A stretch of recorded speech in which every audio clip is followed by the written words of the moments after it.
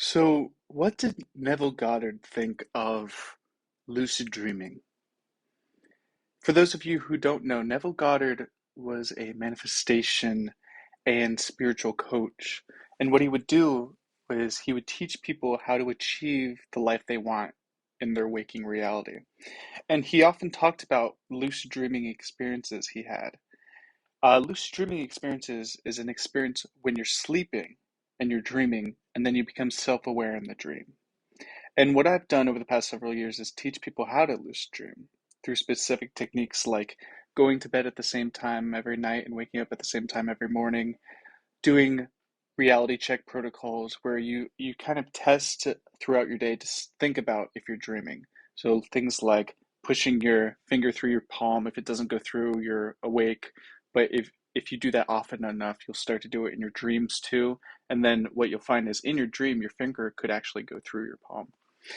So, what did lucid dreaming have to do with manifestation? And why would Neville Goddard talk about it? Well, lucid dreaming is the time when you have a direct link with your subconscious mind. And what you can do with that link is remove any of your limiting beliefs, remove any of your mental blocks, remove any of the things that are keeping you from achieving that next level, that trauma, those uh, goals that are just out of reach. Lucid dreaming kind of lets you see those scenarios and run through them and see kind of like the best reality you could experience. Imagine, if you could close your eyes for a second, imagine like the perfect reality you could experience where you got all of your goals you could ever want, all the material possessions, all the relationships, all of the amazing wonderful travel experiences that you could ever possibly want. Hold that feeling of what it would feel like to achieve all those goals. And then that's what lucid dreaming allows you to do. But it allows you to do it in a way that feels just like this base waking world we experience right now. And some people may call that, parallel realities, experiencing other, scenarios, other consciousness, or it's just in the comfort of your own mind. Either way, what it allows you to do is get a brief window into a possible future that you'd like to experience. Because, what does Neville Goddard always say about manifestation? Feeling is the secret. You have to believe that you've already achieved your goals, and then you'll align with those beliefs and start taking the proper action based on those beliefs.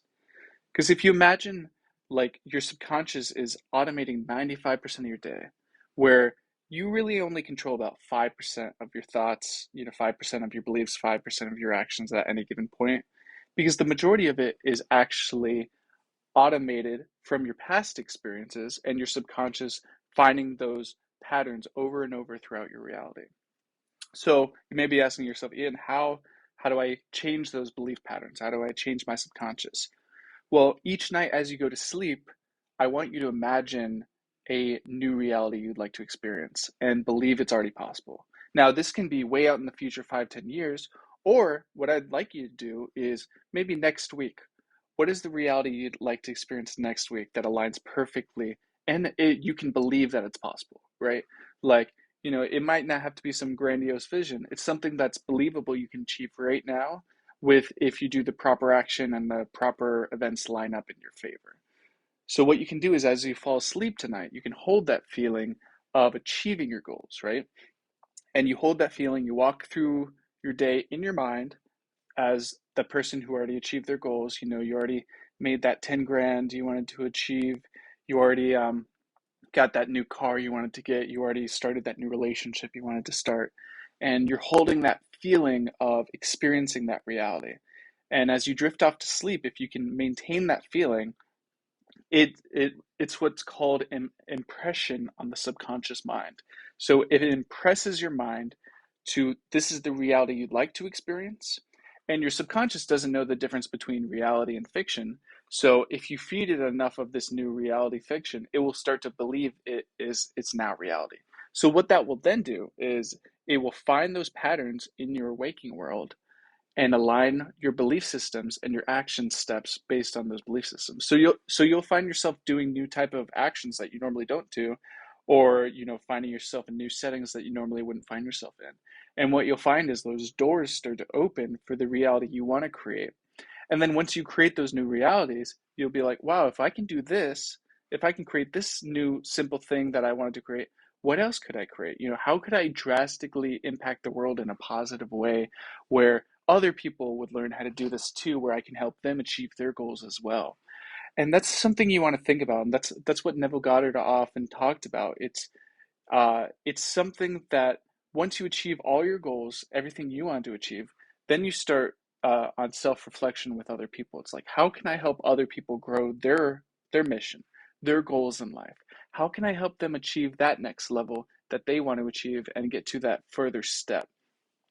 And that's kind of at the place where I think is where those game-changing events happen. That's where you get those world leaders who really care about the people, where you get, like revolutionary technology like Steve Jobs creating the iPhone, or Elon Musk working on reusable rockets. That's when you think next level, past all the monetary and capitalistic concerns of what vision of the future and your reality you'd like to create.